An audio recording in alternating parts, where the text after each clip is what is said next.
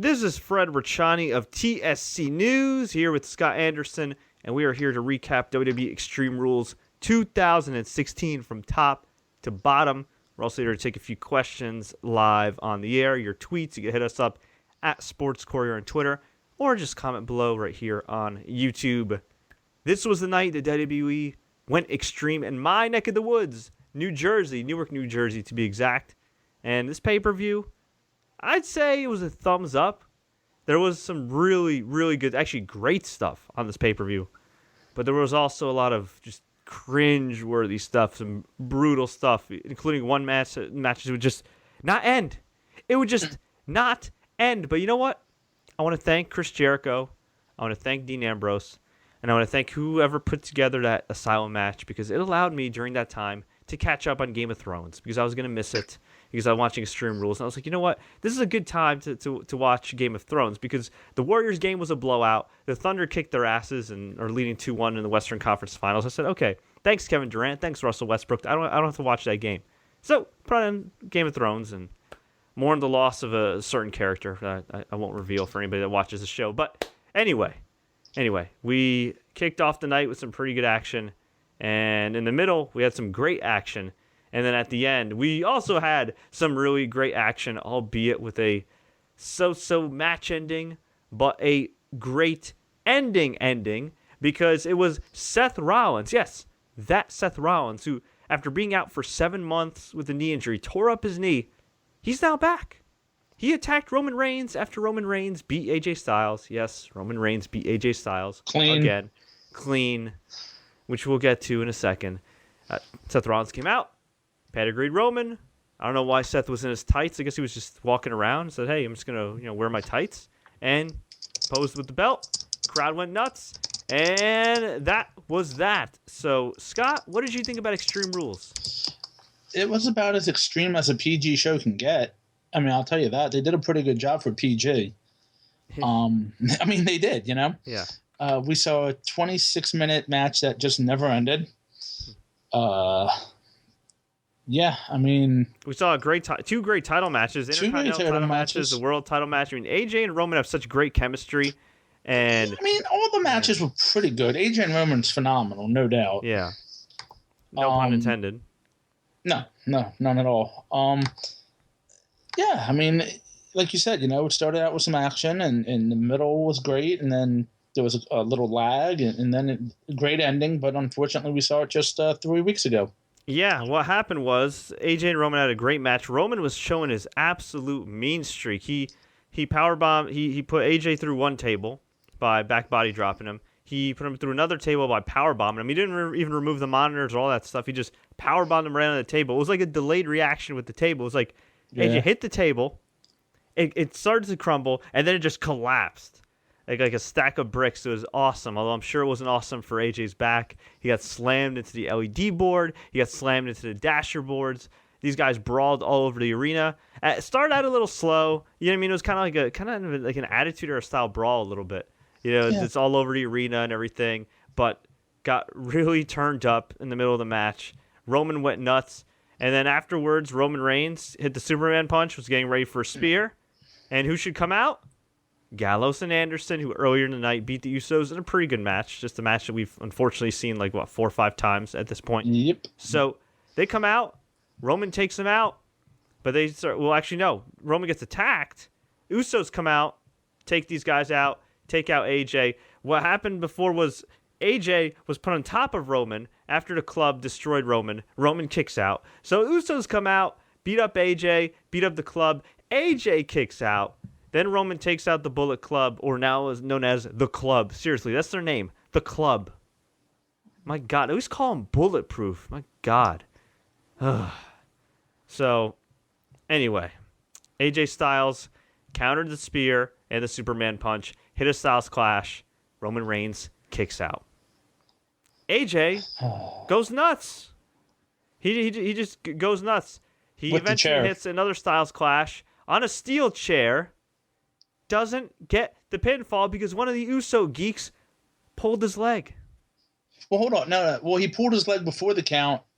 AJ kicked him off, then AJ pinned, went for the pin, and then he kicked out again. Yeah. Although before that, when you said AJ went nuts, not to interrupt, but he hit the Usos and Roman probably with about 25, 30 chair shots. Yes, and I think that was after the. That was after the first Styles clash. Was it? I thought it was after the second. No, it was the first one. Okay. Yeah.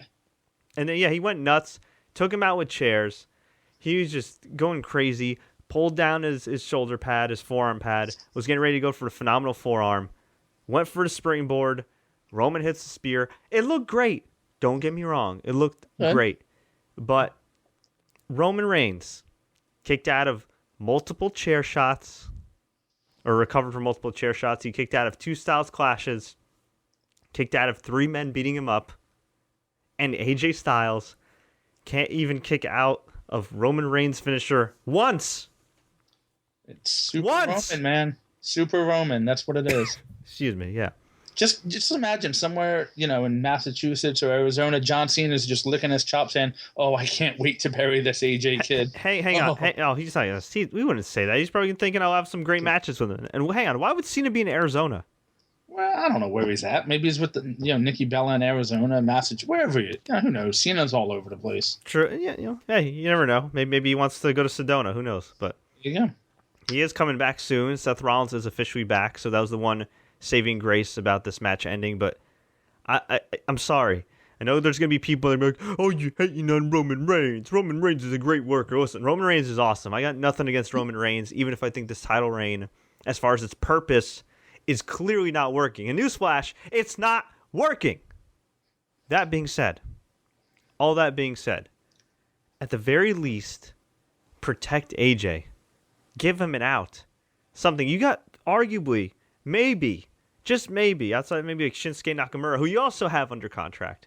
Okay, and a few other, there's a few other guys that you put in the best wrestler in the world category, but you can make the strong argument that pound for pound, AJ Styles is the best professional wrestler in the world and has been for the last 2 to 3 years, and has been one of the best wrestlers in the world for over a decade. Okay, that kind of consistency doesn't come around very often. Okay, it doesn't. There's guys like Shawn Michaels, there's guys like Daniel Bryan, and there's guys like AJ Styles. So when you have this guy who is selling merchandise, who's getting huge reactions, who's brought out more in Roman Reigns than, dare I say, even Triple H did in their feud. Well, a hell of a lot more, because AJ's actually making him look like Superman as opposed to probably more than anyone else has. Yes. He's brought out so much of Roman Reigns, so much greatness out of Roman Reigns. And what do? He just loses via the spear. Via the spear.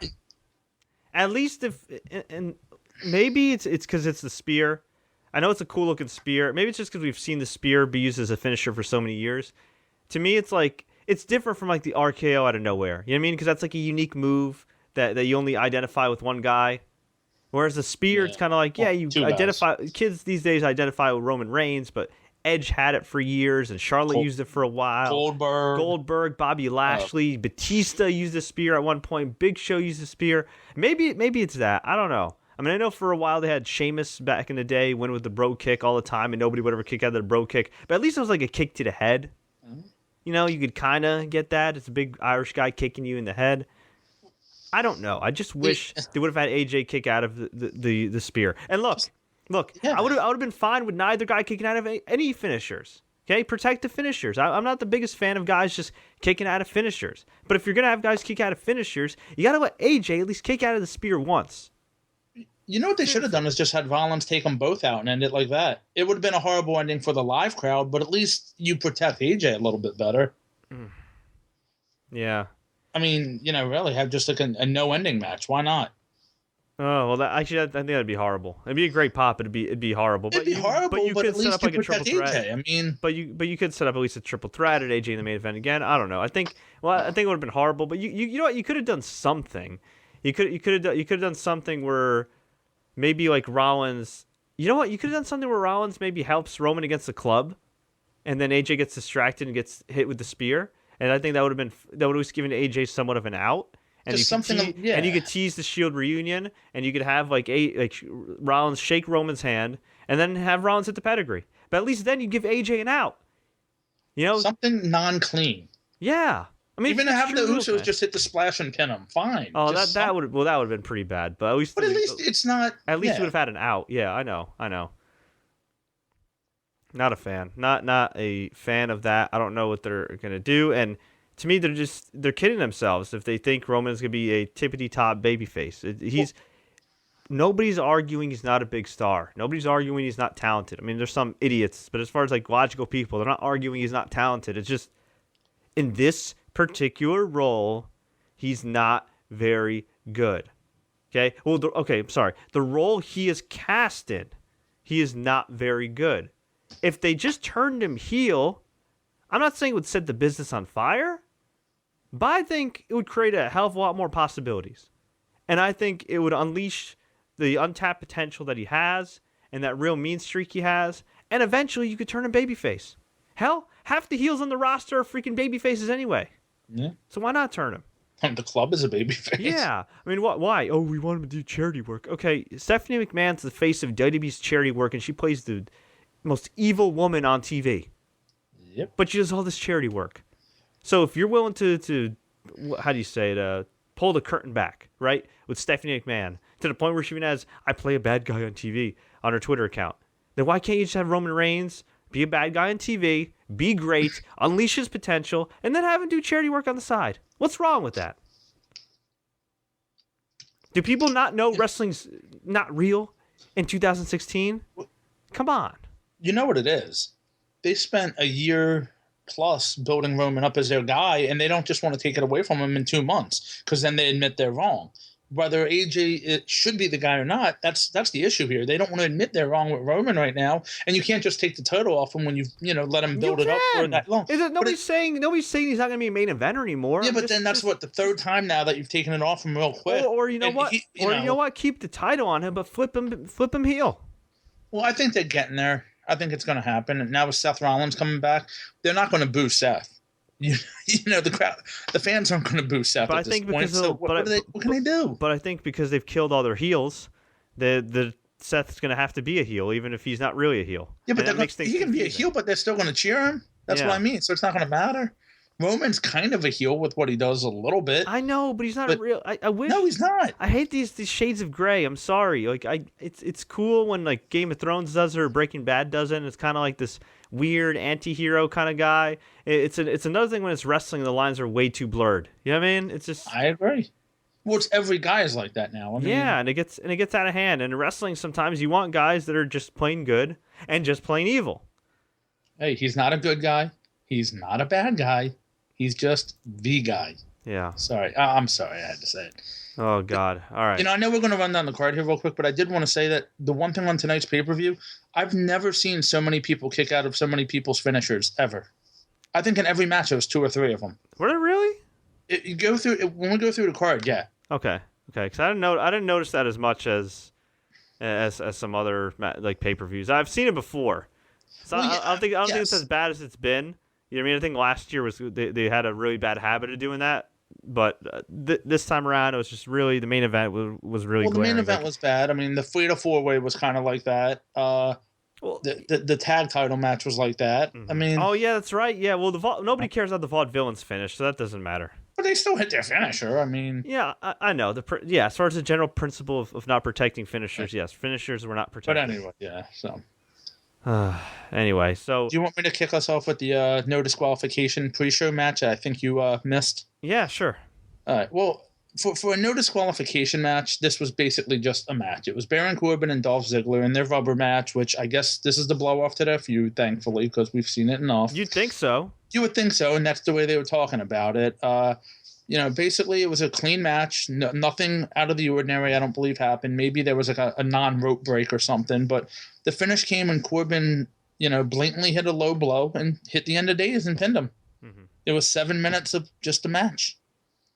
Wow. I mean, that's it. That's my big sum up of that match. Ziggler hit the Famouser. He hit DDT. Corbin kicked out, of course, and that was just it. There was nothing exciting about the match.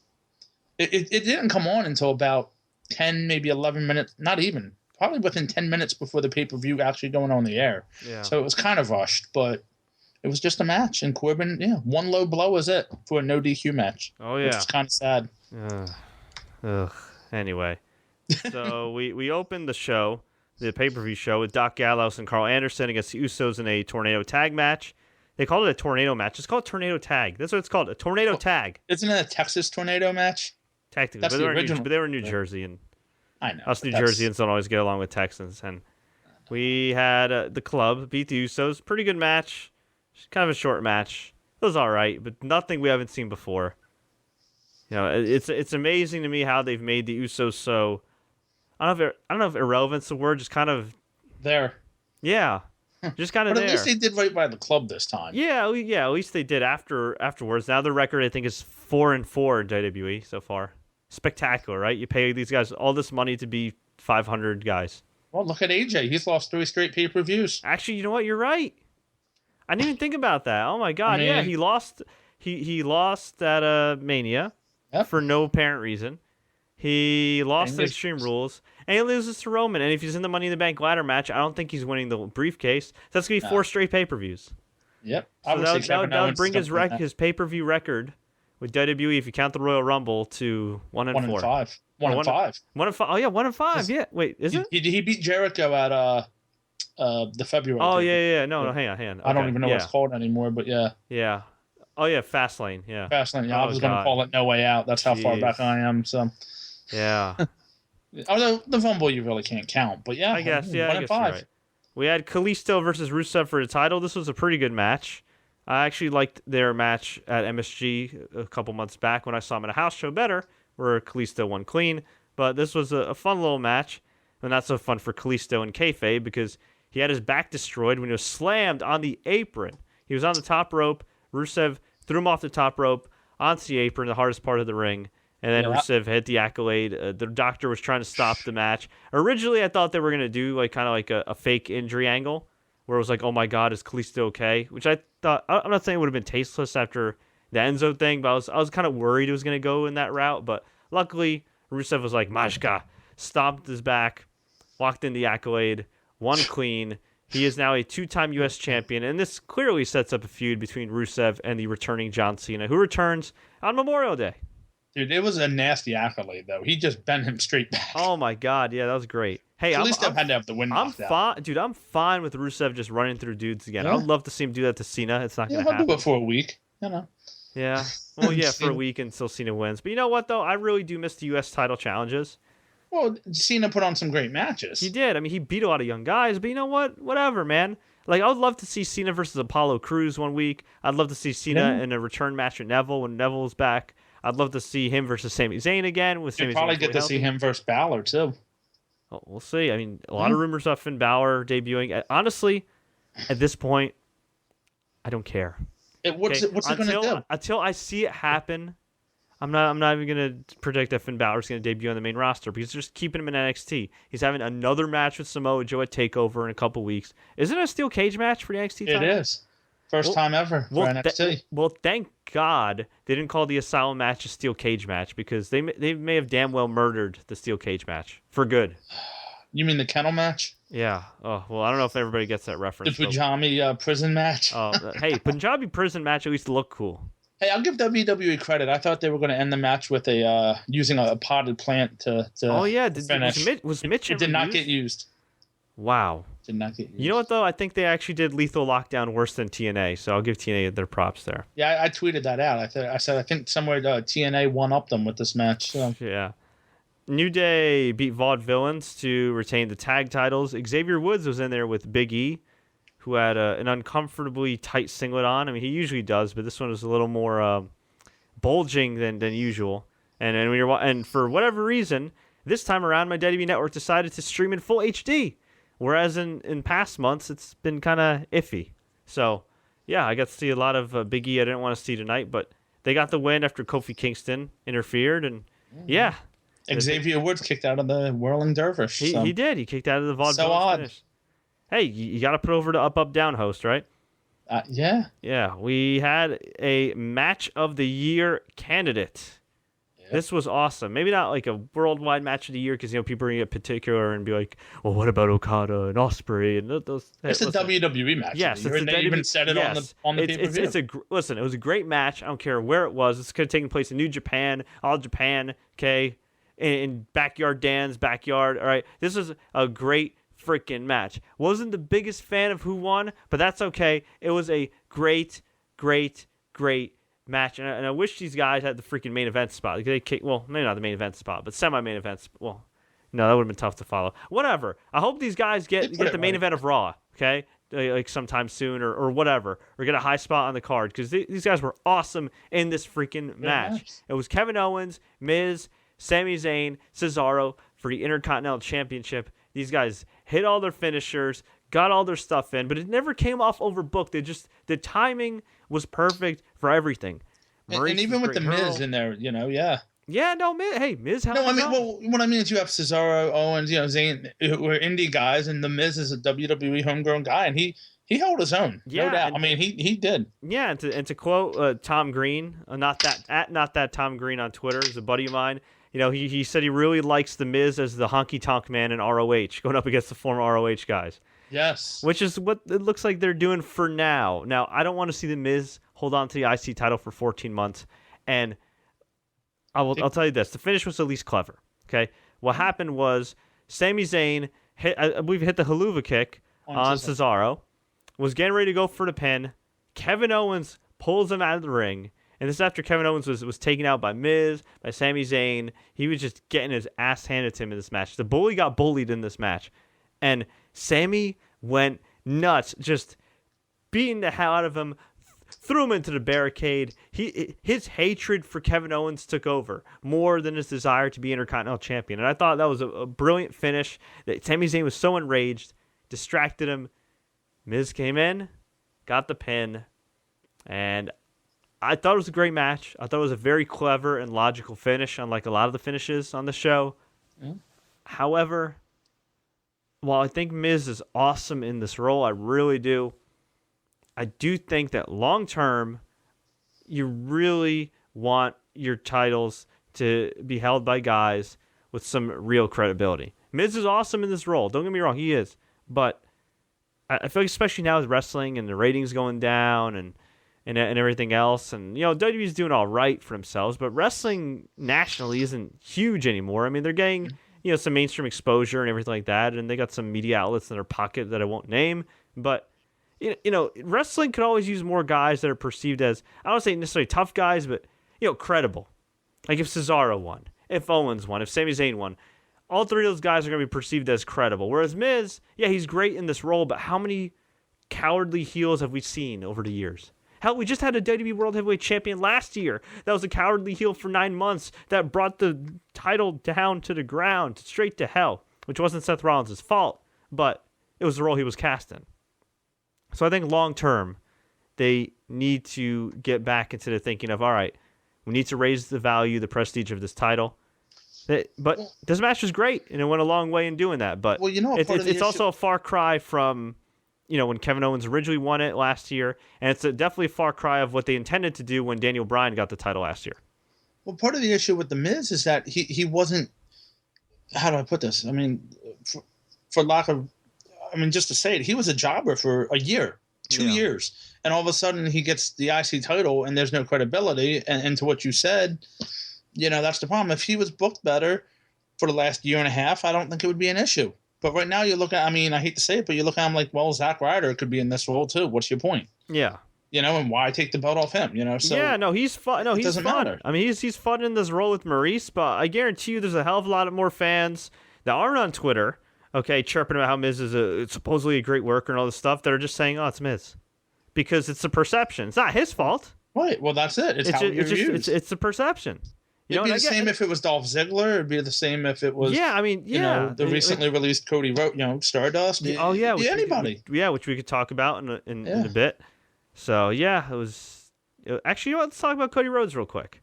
Because, let's see. After this, we already talked about the world title match. And we already talked about the IC title match. Well, we haven't talked about the Asylum match. No. Drug on for 26 minutes. We'll talk about that hemorrhoid in a second. This is a little more important. So, Cody Rhodes... a.k.a. Stardust, asked for his release. He announced on his Twitter account, Hyrule Husky, that he's leaving WWE. And today he actually released a statement. So let me see if I can pull that up. But it was very, very eye-opening. I will tell you that. It was very eye-opening. The part I remember was that he wanted to go back to Cody, and they told him no. Yeah, which is funny because I I guess he was being a team player for all these years, and when he'd say publicly, "Oh no, I like Stardust. My dad loves the fact that I'm Stardust." I mean, yeah, I guess he really didn't like Stardust as much as we thought. He was just towing the company line, which, hey, that's all you could ask a guy to do. All right. Well, he did say he's going to continue to wrestle, so I guess we'll see him in TNA. Let's read this for a minute. Oh, this is long. Okay, setting foot in the dingy old Greensboro Coliseum this past Monday can only be described for me as just a whimsical moment of clarity. At this point, most folks know that I have indeed asked for my release from World Wrestling Entertainment, but it's paramount in my mind for the fans of pro wrestling to have some answers and not be left with questions. All right. So he said he essentially was in the same locker room as Ric Flair and Starrcade 83. And pretty much he realized that Triple H and Vince McMahon see him in one certain role, which is a supporting role. And he makes the argument, and by the way, he has an acting background. He actually was studying acting before getting into pro wrestling because Dusty Rhodes thought he could be a Hollywood star with his good looks. And who knows, maybe he could do well, getting some. He was dashing. Yeah, exactly, and he's still a good-looking guy. And I find it hard to believe he's also 30 years old.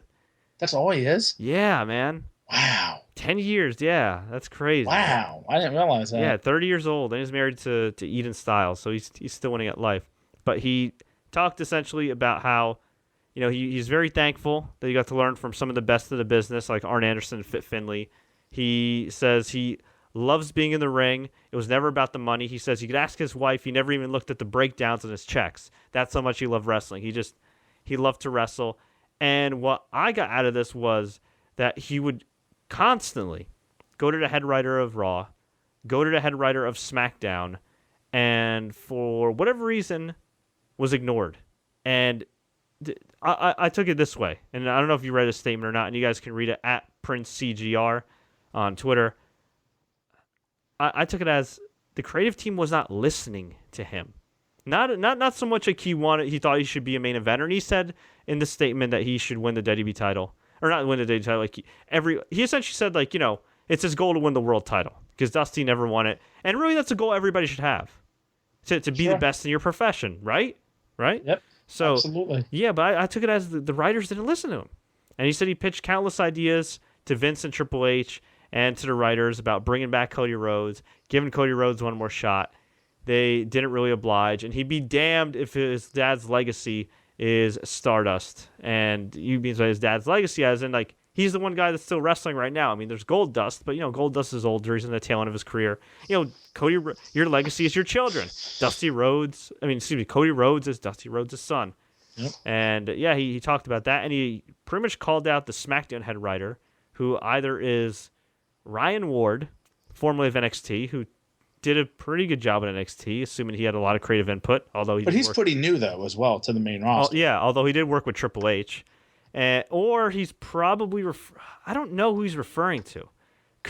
It could be Ryan Ward, but Ryan Ward is really new to the main roster still. It could be Michael Hayes. Actually, did he say anything about Michael Hayes here? He didn't... I don't think he ever named Michael Hayes in this statement. So he's either referring to Michael Hayes, or he might be... my phone dropped there. Or he might be referring to Ranjin Singh. Or what's his name? Dave Kapoor, who used to play Ranjin Singh, their 8 Kali's brother, on TV. Because I think he was a head writer at one point. I think so, yeah. And he called the Raw writer a wannabe Brian Gewirtz. Brian Gewirtz used to be the head writer of Raw years ago, and was also the personal writer for The Rock in a lot of his promos and his recent comeback. So yeah, he said he'd be damned if he pimped himself out to these 2 writers, and that he's a Rhodes, and that he's going to do what he does best and wrestle. And yeah, just a very eye-opening statement. It has to, though, put Dustin in an odd spot. It does. Puts Dustin in an odd spot. And Eden. Puts his wife in an odd spot. But, man, he did put over Triple H. He did put over Vince McMahon. He did say that Triple H treated him with the respect that he had for the Dream, even though he didn't have to. And, wow. it's just a powerful statement right there. It really is, and he got a lot of support from MVP. His wife tweeted support of him, of course, and yeah. What did you get out of that statement? That was pretty deep. We've kind of seen this now. The last couple guys who have been released saying stuff to this, kind of to this nature, where it's just, I don't even know how to say it right, but basically it's hell working for them, and it's like. I forget who it was. Just one of the guys who just recently got released said something to that effect. Ryback? Or something. Well, he is not officially released yet, but he had a great tweet earlier today too. I don't know if you saw it. I didn't see it. About Ryborg in TNA. Oh yeah, I saw that. Yeah, teasing going to TNA. Good God, I mean, dude. If he did, why not? They could have him and Lashley, man. That would be awesome if he could actually get a check that would clear. No, not trying to be mean. I'm just saying. Well, where's Cody going to go at this point? Japan or Ring of Honor? I mean. I don't know. I mean, he did hint that he might do something in the acting world, but who knows? Right. So that's what I mean. But it just what's crazy? The fact that there's all these free agents in wrestling who can make good contributions. And I'm not necessarily saying Cody Rhodes should be a main event or anything, but he could have certainly been utilized a lot better. I think we could both agree on that one. And even him in that IC title role, Yeah, and it's like here you have a good worker and Cody Rhodes. Some people might call him boring. I'm calling him a good worker. Okay, to each their own. All right. Well, I think you said this about Bobby Roode. He's a good hand. Here's a guy that's a good worker that they could have done more with. Here's Ryback, who's got a bit of a fan base, who at the very least aesthetically looks extremely impressive. You got a bunch of these dudes on the market. You had a bunch of TNA dudes on the market before WWE scooped them up, and all these other guys before they were scooped up by the WWE for the Cruiserweight Classic, or at least scooped up in a part-time role. And here's TNA, and they can't spend any money. Crazy, right? It's like they finally have all this fresh talent that's on the market, and they can't sign anybody. That's just cruel. Well, they could if they want, if Bob Carter would loosen up a little bit. Yeah, well, he's only loosened up about what 40-50 million, and God knows how many years they've been in existence. Well, I mean, as far as selling the company and not letting his daughter run it. Honestly, who wants the company at this point? I mean, they lost their replay on Pop TV. They just have that low-rated hour or 2-hour slot. Speaking of replays, have you heard why Sci-Fi has a 2-hour Raw now on Friday nights? I don't know, but I would imagine that's maybe to test the waters to see if a 2-hour Raw does better. And maybe USA Network might look at that, and if the ratings are good, they might say, you know what, let's go back to 2 hours. But the thing is... Then they lose money, though. So. Well, WWE loses money. That's what I'm saying, right? They lose a lot of revenue and money. And you know what? USA Network loses the stature of... Oh, man, we're not a top 10 well, I think it'd still be a top 10 network ratings-wise, but that 8 p.m. hour is not going to be as high rated because there won't be an hour of Raw. Well, you know what you can do is why not put a replay of NXT on? Other than you might kill the network, but put like an old NXT on or something. Yeah, but who's to say that that's going to do well? I mean, they've put a lot of WWE programming on there. I mean, most of it will be Tough Enough before that, and that didn't twice. And that never good did. WWE program. Actually, wait, no. Did they ever do Tough Enough on the same night as Raw? Maybe in 2011 they did. Yeah. Just do like a best of WWE Network show. Something weird. Why not? Yeah, but you know what though? It's not Raw, and if it doesn't get Raw, they're paying for Raw ratings, and if it's not a Raw rating, then Well, that's what happened. They put themselves in a kind of no-win situation here. So yeah, I don't know, but we had the Asylum match, which was just complete ass. And it's amazing how you take two awesome workers in Jericho and Dean Ambrose, and you just put them in a situation where they just can't have a good match. Well, this was a black steel cage. Boring match. There was weapons surrounding the ring, weapons, a barbed wire bat, which I think was rubber barbed wire. It looked horrible. It didn't even look real. At least make it look real. Ambrose got hit with it, and the shirt didn't rip. Nothing got caught. Nothing. I'm not saying these guys should mutilate themselves, but you know what? Either put something that looks at least like barbed wire, or don't put it there at all. They had Mitch the Plant. They had a mop where they brought up Perry Saturn and Moppy for any Attitude Era fans to remember that. Straight jacket. They had a straight jacket. They had thumbtacks at the end where Jericho got orange big box store bucket. See, so you don't have to say their name. Yeah. Yeah. Well, that's where the thumbtacks were, in the bucket. Yeah, and the epitome of this match was Dean Ambrose going all the way at the top of the cage, probably contemplating his life choices, thinking, "Good God Almighty, Let me jump to the please, crowd. can these mother effers pop for this?"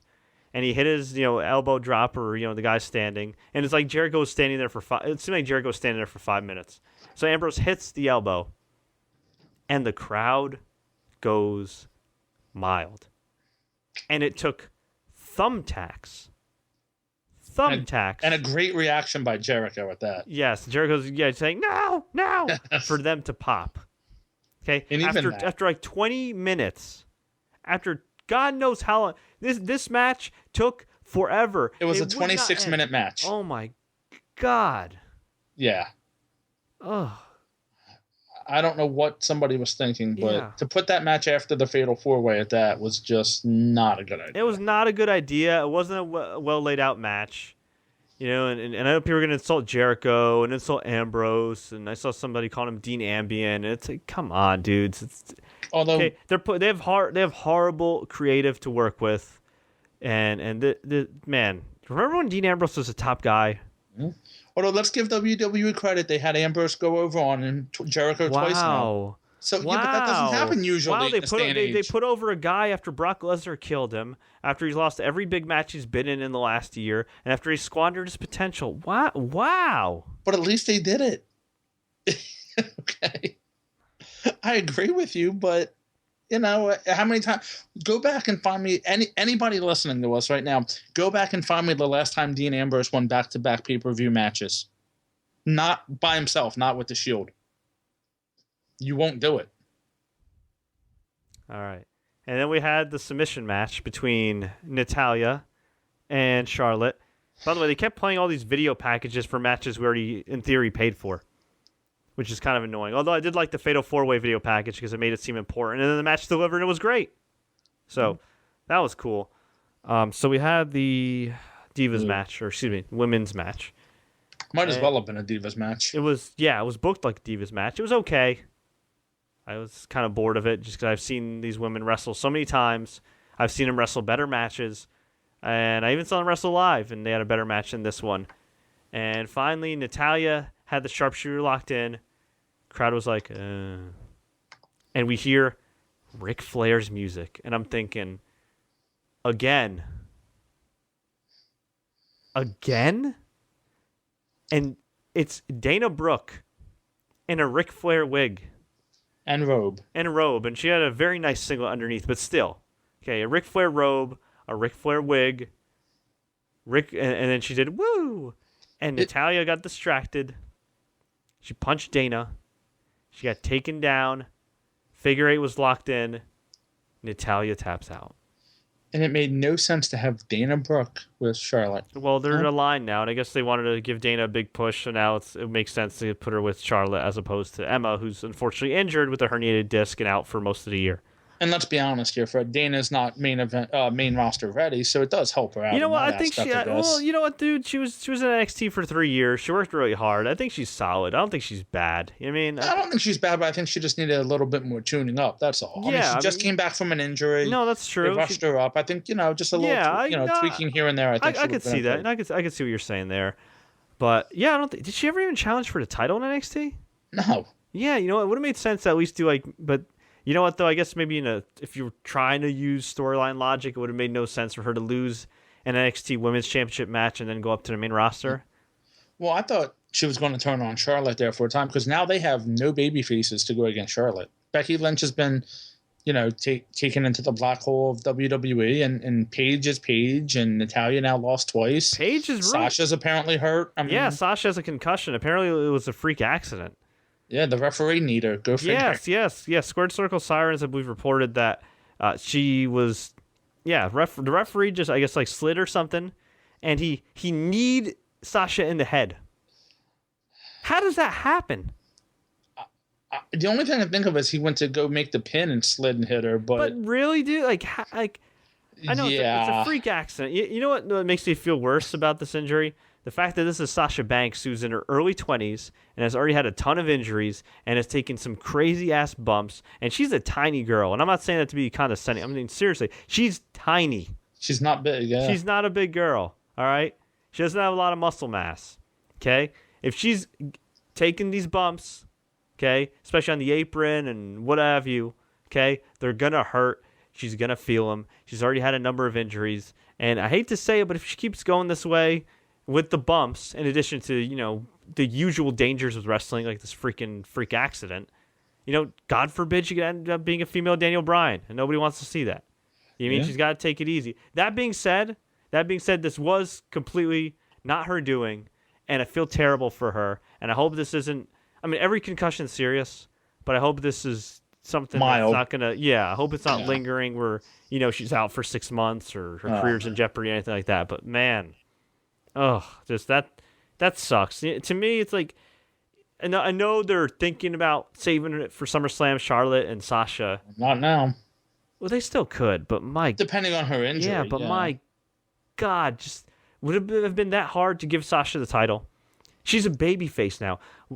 Does it really make sense to make your first inaugural champion of the women's division Charlotte? And if you're going to make Charlotte the champion, at least have her... Look, if she wants to be a heel and win, at least win, like... on your own. Yeah. Exposed turnbuckle, feet on the ropes, you know, old school heel. Yeah. I mean, come on, you don't need that. But no, Creepy involving old a man to help you, nothing screams girl power like having a 67-year-old man, having your daddy. Well, having your dad at that, yeah. I mean, God, she had like a real legit manager type. At least that would be, you know. But to have your dad do it, yeah, it's kind of weird. Yeah, it doesn't really give her credibility either. That's not at all, not at all. And then, I mean, this could have been the match where she got credibility and she beat Natalya on her own. And instead, we got more of the same crap. And man, at this point, honestly, at this point, just give Becky Lynch the title and let her wrestle great matches for a year. Because Becky Lynch is popular. Becky Lynch has the sex appeal. Becky Lynch, I don't know what they don't see in Becky that they see in Charlotte. And look, Charlotte's awesome too in her own respect in some ways. But Becky Lynch is an awesome wrestler. She's gorgeous. She's got the crowd behind her. You know, she's hilarious on Twitter. Give her the title. Give her the title. That makes too much sense. That's the problem. Yeah, I know, right? And I was on to brag about, you know, being internationally open-minded and everything, and blah blah blah, and you know, talk about Conor McGregor. Well, you know what? You got a female Conor McGregor there, who's more awesome than Conor McGregor. So give her the title. Jeez. Anyway, so yeah, overall, Extreme Rules, I'd say it was a good show. It's a good show. If you haven't seen the whole pay-per-view, I would say definitely go out of your way to see the world title match, the IC title match, and really that's about it. So 2 great matches and some solid stuff. Pretty much. Yeah. So I think if they would have booked the Asylum match first, it might have been better, but not 26 minutes long. Oh, God. That killed it. Jeez. So, yeah. So, overall, it was all right. So, let's get to some of the comments here, because I know we have quite a bit of them right here. I know Ad Alpha is asking if we'll ever see Finn Balor on the main roster, and I would say, yeah, after his final match for Samoa Joe. When he has his AARP card? I mean, it'll probably by July. By SummerSlam, I think you'll see him up on the main roster. I hope so. Do you think Dana Brooke would be a terrible bodyguard? She's not really a bodyguard. She's just more like a BFF. If she became into that role, but there's nobody she's going to feud with, so she can't be terrible, right? I mean... Yeah, let's see. Turn Asuka loose on the main roster. If only Stone Cold Val. If only. Yeah, they could. Oh, my God. That would be... I don't even think that would be a good idea at this point. Yeah. Again, there's nobody on the main roster. Yeah, let's see. The referee will be fired for injuring Sasha. I don't know if he should be fired. I mean, we weren't there. We didn't see it. If it was a freak accident, it was an accident. It's just unfortunate it happened. You don't want to see it happen to anybody, but it's unfortunate it happened to a girl that's already been banged up. Somebody, Fred, says Randy Orton should win the title when he returns. Oh, God. Let me guess. Mr. Racer? A.K.A. Manfree? It is, yep. Well, John Marie is saying he's heard Randy Orton is contemplating retirement. I saw that as well. I've heard that he's contemplating more of a part-time schedule. I mean, I can't blame him. He just got married. Like a part-time schedule, yeah. He just got married. He's had injuries for years. He's got money. The company loves him. He has a new wife. He doesn't have a lot more to do in WWE. Yeah, he has a new wife. He's got stepchildren now in addition to his own daughter. I mean, he's got a lot to live for right now outside of the ring. That being said, WWE does pay him a handsome penny. So, will they give him a part-time schedule? Look, they gave Chris Jericho a part-time schedule for years. Although with that came not being pushed to the top. But So he didn't need to be pushed to the top though. Yeah, at that's this point in his true. career, Yeah, like the Dudleys, they don't need to be pushed. I mean, yeah, but I don't want to they've gone see through a Randy Orton horrible jobbing. Yeah, but I also don't want to see Randy Orton jobbing a big cast left and right. I mean, I don't care about the Dudleys. No offense to the Dudleys. Nobody cares about the Dudleys in 2016. People still care about Randy Orton. No, and you're right, and people care about Jericho too, and at least he can put on the match. Yeah, I agree. I think Randy Orton deserves a little bit better than that, but. Do you want to see him job the Kevin Owens and the Miz? And well, you know what, Kevin Owens. I think Kevin Owens. Okay, Kevin Owens. Yeah, all right. Kevin Owens would be cool. I think. I mean, there are still some fun matches. I think it would be good maybe to see, depending when he gets back. And I have no idea what they're going to do with Shinsuke Nakamura on the main roster. But if they called up Shinsuke, I think a feud with Randy Orton would be awesome. First I'm not feud. sure they would know they know what to do with him. I know. Well, just put him in a feud with Randy Orton. Have a great match with Randy Orton. At this stage of his career, Randy Orton could lose, and he's a guy that everybody knows. Yeah. They'd have a great match, and then Shinsuke can move on to whatever. Yeah. I think him and Owens could have some great matches. I think he did wrestle Owens in ROH. I mean, he can have a great match to anybody, but yeah. There's a lot. It's so weird because there's a lot of promise with the roster now, but yet there's still the booking. That's it. I mean, give WWE credit. There was no Sheamus, no Del Rio. I mean, so there was a couple things. They are changing it up. Although I do think that they could still use Del Rio better. I mean, he's used and abused. A lot of people don't want to see him in any spot right now. I understand that he's been around forever, but man, he's a guy that has the height. Is it possible that we see him in a feud with Rusev maybe? And they could do it too. And that's how you turn Del Rio babyface. He comes out. I helped you with taking out Sin Cara, and I was the champion, and I deserve a as a friend. I don't know. I just feel like there's so much untapped potential still. I think there's so much untapped potential with Del Rio, but the problem is I just don't think the fans care about him anymore. I think they had their chance last year when he came back. He was so great in Lucha Underground and in AAA. I mean, it's. But you know what? You know what? It's the dynamic. It's the dynamic. Sometimes you get lightning in a bottle, and you have a chance to make something happen. And instead, they chose to put him with Zeb Coulter. Well, he was so great because it was like the anti-WWE guy. Yeah. And people were behind it. And now it's like, holy crap, he's back. What the hell is he doing with Zeb Mex America? Yeah. What? It just, I mean, Vince McMahon, he gets these ideas. And it's like, I really want Triple H just to smack him one time and be like, no. Yeah. Somebody to do it. But. Right. Just, yeah. He needs to break somebody's arm. I don't know. Something. You know what? Actually, that would be. I mean, I think a Brock Lesnar Alberto Del Rio feud would be fun. The problem is that, and you know how Brock always goes on his little vacations. You could have Alberto Del Rio break Brock Lesnar's arm, send him on a vacation, and they wrestle, say, down the road at Survivor Series or Royal Rumble. The problem is when you have Alberto losing to a bunch of dudes like Kalisto. No disrespect to Kalisto. The credibility. It's kind of hard to make him convincing against Brock Lesnar.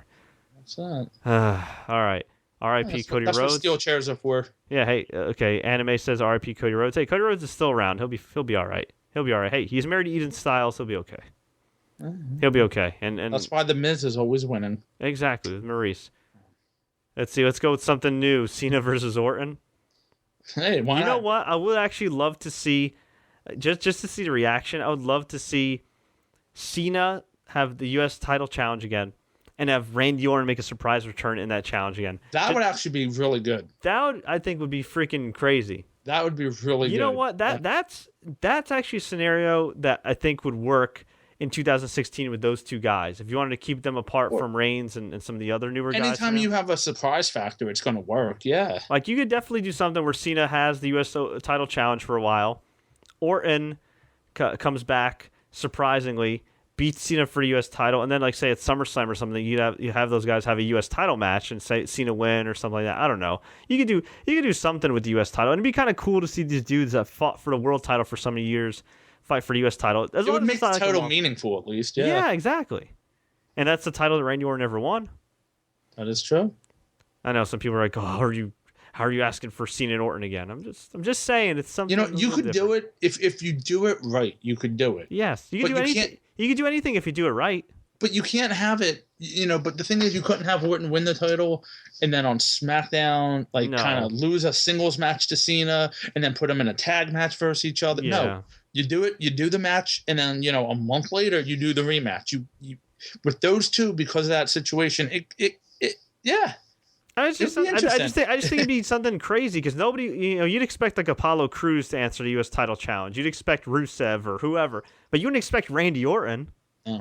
That would be kind of cool. Well, you mentioned Apollo Crews. Let me ask you, he debuted the night after WrestleMania. Hasn't really done a lot of Raw and SmackDown matches. He basically, he had his feud with Stardust basically for the last 2 months. Oh, God, yeah. Do you think, that they're doing right by him? No, I think the way they're using him right now. No, I don't think they had a real plan. I think that Vince probably saw him and said, "God damn, this kid looks good.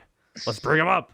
And then he had no ideas. What I mean, all right, well, is it better that he's doing this, working main events and superstars, having some matches, than being on the main roster, just getting buried by the fans, having no direction or anything? At least this way he's got some main roster experience and he's working his way up. That's fine as long as they end up doing something with him. If he's going to be in this spot, like say, God forbid. If he's in purgatory, it doesn't matter. Yeah. It's not going to be good. God forbid there's like a year from now, this is not going to be good, or 6 months from now. But right now, yeah. I mean, to a degree, I kind of like the fact that, hey, they brought up this new guy and you don't really see him a lot and he's kind of doing his thing. It's not a bad idea. Yeah. It's almost that old school, we're going to build him up, by defeating jobbers, and I hate to say that about Stardust, but that's who he was wrestling. Yeah, but the only thing is, they also kind of made him just another guy because he got eliminated by freaking Sheamus in that U.S. title battle royal. Yeah, I forgot about that. That's the thing. Well, he was just another guy, yeah. Like at least they could have had him be in the final two. You're right. Say, oh man, this young upstart came very close. Like he's a guy to me because I still feel like he needs some seasoning. He's a guy to me that I would have kept in NXT, but. He's also really athletic. He's really fun. He'd be a guy that I would actually have a little feud with Cena with. Maybe not so much like, a blood feud or anything, but again, this opens up a lot of possibilities. If Cena can beat Rusev for the U.S. title, which I think he eventually will. Hell, I would even just give him the title at Memorial Day. Why I think not? They're gonna. Why not? Makes sense, right? Do the U.S. title challenge, have Apollo Crews maybe nearly beat Cena, maybe do a pay-per-view rematch, and just kind of build them up a little bit. Like he just gets this close, hasn't gotten there yet, and you can eventually build it up. You could do something with that. And I think Apollo Crews and John Cena would have a hell of a match. Could be interesting. Yeah. Well, and that's why I ask you about where, his situation where he is right now. Is it better to be where he is or better on the main roster and just kind of being there and the crowd doesn't give a rat's ass about him? Part of my language. But. Yeah, I don't know. I mean, it depends. It's an interesting dynamic, isn't it? At the end of the day, he needs to find his personality, and I don't know who's going to help him find his personality other than himself. They need to bring back managers and stables. They really do. They do. You know what? I actually wouldn't mind seeing him in a feud with Chris Jericho as long as he ends up winning, and as long as it's not in a silent match at the end. I think that would be kind of like a good little feud for him, just to get him some more experience. I mean, Jericho can be this miserable guy, this old curmudgeon, this veteran, and then Apollo's just happy. And he'll be like, why are you happy? You've done nothing, I've won 6 world titles. What have you done? I'm just happy to be here. I mean, I don't know. The problem is Apollo doesn't really have a character. That's it. He's a happy guy. Yes. Yeah, he's just a happy guy with great teeth. Be here. Yeah. I don't know. Maybe you know what? Maybe if they did like a tie-in with Colgate, and they got Apollo Crews to get a Colgate endorsement, and Jericho gets pissed off, so they feud over that. I mean, Jericho already feuded over a talk show and a plant and a jacket. It main evented Raw one night, okay? Yeah, so why not? Also, didn't the Dudley Boys attack Big Cass in the pre-show? Yeah, they tried to, but Big Cass took them both out. Okay, cool. Yeah, and I guess you could have Apollo Crews kind of feud with like a heel Big Show, right? Stop. Why not? Stop. I had to do Stop. it. I had to go there. And I saw somebody suggest that, hey, maybe Velvet Sky debuts as the Dudley Boys manager. All right, can I say something here about Velvet Sky? As like the new Stacy Keibler? Yeah, can I say something here about Velvet Sky? Right? I've met this girl. She's really nice, okay? But I'm going to just lay down the facts for y'all, okay? She is a terrible wrestler. She is not so is Lana, a good talker. There are a bunch of women that they have in developmental right now that already are significantly more talented than Velvet Sky that they could bring up, that they can make the Dudley Boys valet, or put in like maybe the rumored women's like tournament or whatever the hell they want to do or something. Okay, Velvet Sky, if you want to put her on NXT for a cup of coffee, just like to get a pop from the hardcore crowd, fine. Just kind of rub it in Dixie Carter's face. Has been wrestling for 16 years and still can't run the ropes, still can't have anything remotely resembling a good match. And the reason she, at one point, was really over in TNA and in the wrestling world was because she has a great look. She knew how to shake her buttocks. And in the role that she was in, as part of the Beautiful People at its peak, she was this great, bitchy heel. And even when she was a babyface, she had that likability factor. She was this hot chick, but she wanted to prove herself and wanted to prove that she could finally win the TNA Women's Championship. And, and she had her time. That time's not now. Okay? That time is not now. So if they want to bring her up, okay. But do they really need to do a favor to Bubba Ray Dudley? No. Do fans really want to see Velvet Sky? No. This is 5 years ago, maybe. Not right now. That's nothing against her personally. But to me, it's like, it just bothers me that somebody wrestled, okay, for 16 years, dates a pretty good worker in Bubba Ray Dudley. Before that, dated one of the most criminally underrated workers of his generation in Shane Helms, who's a friend of TSC, who now works for TNA. Yet, she never picked up on how to maybe do some things remotely decent. And there are women in NXT that have been there for a year that are already better than her. Maybe some of the agents in the back were like, well, she's hot, so we'll just tell her she did great. But I mean, come on, like even internally, like you don't think like, maybe I could have ran those ropes better. I don't know. It just kind of bothers me. You know what I mean? It's like, I guess if you're going to hire a girl for being hot to look good, I guess you might as well get somebody that's sort of established and has a name with some fans. But it's like they have so many women in NXT that they're not using, who are not only good looking but can wrestle, or are getting to the point where they can wrestle okay. That, I don't know, kind of bothers me. I'm not going to go as far as to say she's as bad as Rosa Mendez or as useless as Rosa Mendez. Man, but Rosa Mendez would certainly have some competition backstage, if you know what I'm saying, as far as for the uselessness title. But yeah, I mean, look, for her bottom line, hope it works out for her. Again, I've met her before, nice person, but I'm just looking at it from a business perspective. Does it make any sense? Especially when you have all these women in developmental. Hell, forget the women in developmental. You have Summer Rae, who's criminally underutilized, who's decent in the ring, who's freaking such an underrated personality. But we're talking about bringing in Velvet Sky. You got Summer Rae. Or as I like to call her, Summer Bae. And you want to bring in Velvet? Come on. All right. They got me more They're going to have to use Summer Rae and Alicia and some of these other people pretty soon if all these divas keep getting hurt. Crap, you got Alicia Fox. She's talented. Why don't you use her? Yeah, that's what I say. Why don't you use her? Because they're busy filming Total sucks Divas. In the ring, but she's unlike. The crowd hates her, which works. But she's got an unlikable heel personality. Why not? Bring her up. She's up. No, she wrestled at Mania. No, let's do Velvet Sky. Oh yeah. Just like when I bring up Eric Young's at least a good worker, but it's like I don't know.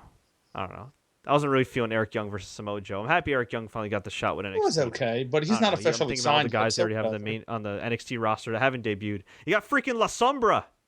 He hasn't even made TV yet. Manny Andrade. Jesus. Anyway, whatever. Can't have everything in life, right?